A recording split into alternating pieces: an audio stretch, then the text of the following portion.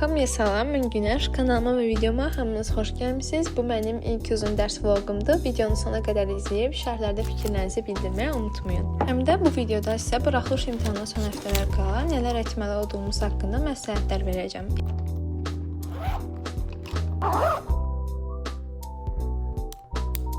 İlk öncə deyim ki, bu mənim dərs masam deyil. Sadəcə sıxıldıqca evin bəzi yerlərində özümə komfort zona yaratıb dərs oxuyuram. Əgər eyni yerdən sıxılırsınızsa, bunu sizə də məsləhət görürəm.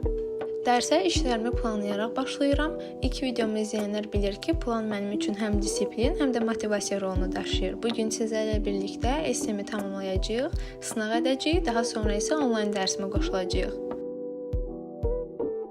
İndi isə keçək videomun məsləhət hissəsinə. Son günlərdə şərhlərdə 9-cu sinif imtahanı ilə bağlı bir çox suallar görürdüm və qərar aldım ki, bu videoda bu haqqda danışaq.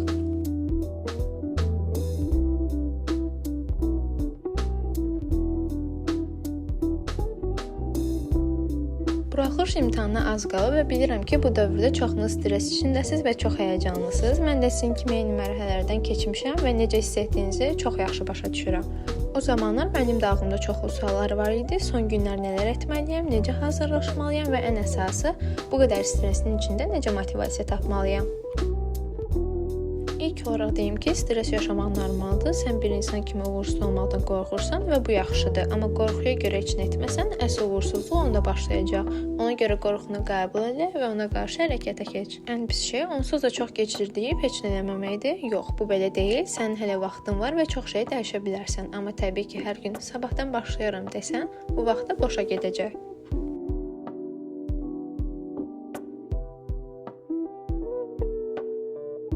Sənə bəzi məsləhətlərim var. İlk öncə həftədə ən az 2 dəfə imtahan şəraitində sınağı işləməyə üstünlük ver. Yəni, sakit otağa keç, vaxt limiti qoy və sınağı həll etməyə başla. Daha sonra isə mütləq səhvlərini təhlil elə. Əgər təhlil etmirsənsə, boşuna vaxt itirirsən, səhv etdiyin sualları yaz, onların səbəbini anla və bilmədiyin mövzuları təkrarla. Çalış bu müddət ərzində telefondan uzaqlaş, ən azından dərs oxuyarkən telefonu otağından çıxart və yaxud da səssiz rejimdə istifadə et. Sosial mediada səhər 5-də durdum, 10 saat dərs oxudum, 3-ə qədər yatmadım deyənləri görə bilərsən. Bunlara fikir vermə, hər kəsin ritmi fərqlidir, öz tempini tap və özünlə müqayisə apar. Tamam, dərs oxumaq vacibdir, amma insan robot deyil. Əgər yorğunsansa və beynin heç nə qəbul etmirsə, məcbur etmə. Qısa bir gəzintiyə elə, sevdiyin musiqiyə qulaq as, belə sadəcə gözlərini yumub dincəl. Sonra yenidən motivasiya ilə başla. Hər 2 saatdan bir 10-15 dəqiqəyə fasilə verə bilər və yaxud da həftənin bir gününü tam istirahətə ayıra bilərsən. Bəzən elə gəlir ki, heç nə oxumursan və ya hər şeyi unutmursan. Amma geriyə bax, bir il əvvəl imtahana 0 idin, indi isə nə qədər biliyin var.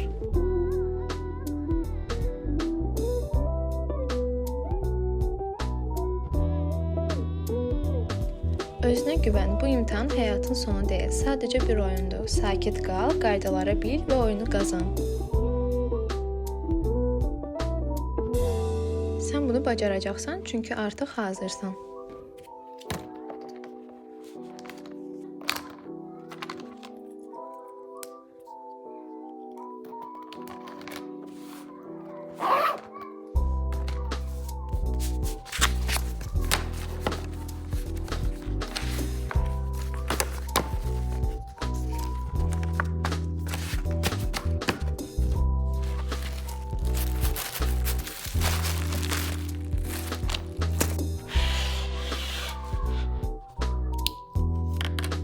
Əgər sən də imtahan stresi ilə mübarizə aparırsansa, şərhlərdə mənə yaz. Bəlkə də birlikdə bir həll tapa bilərik. Videonu bəyəndinsə, dostlarınla paylaş.